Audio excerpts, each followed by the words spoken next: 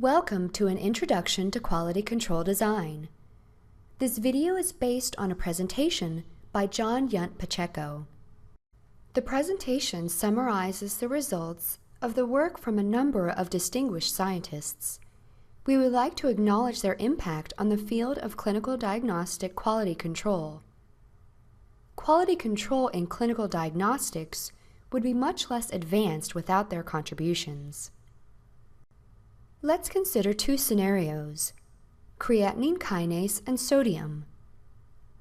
Do these two analytes need to be controlled the same way? It's generally agreed that creatinine kinase has a quality specification of plus or minus 30%. The quality specification of sodium is much tighter, generally less than 3%.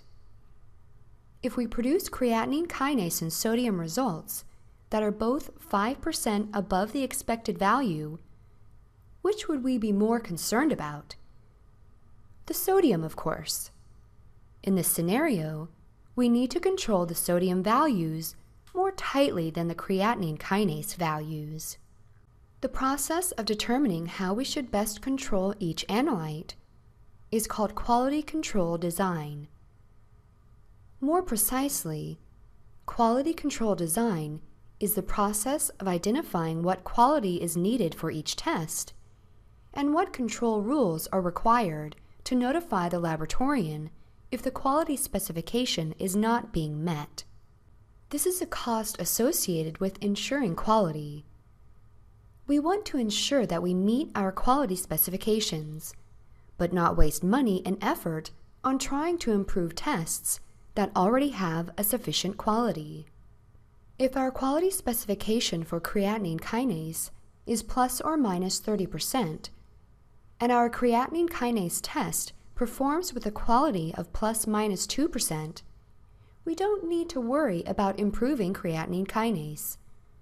We should instead focus on other analytes that are not in such good shape. Identifying appropriate quality specifications for each test is not enough for determining how we should control each test. We need to also consider our test performance. Going back to our sodium and creatinine kinase example, if our sodium results have a variation of 0.25%, but our creatinine kinase results have a variation of 25%, we'll need to control our creatinine kinase test more tightly than our sodium test. There are 3 steps to designing the quality control system for a test. First, we identify what's the appropriate quality specification. Then, we evaluate our test performance. And finally, we select quality control rules that are appropriate for our performance and quality specification.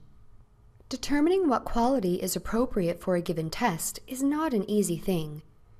There's been a lot of debate around the world about appropriate quality specifications for clinical diagnostic tests. A conference was held in Stockholm, Sweden to address this. Which types of quality specifications were more preferable than other types? The result was a hierarchy of quality specification types that can be used to determine the relative value of a set of quality specifications. Those at the top of the hierarchy are preferable to those at lower levels. For all of your laboratory QC needs, go to www.qcnet.com.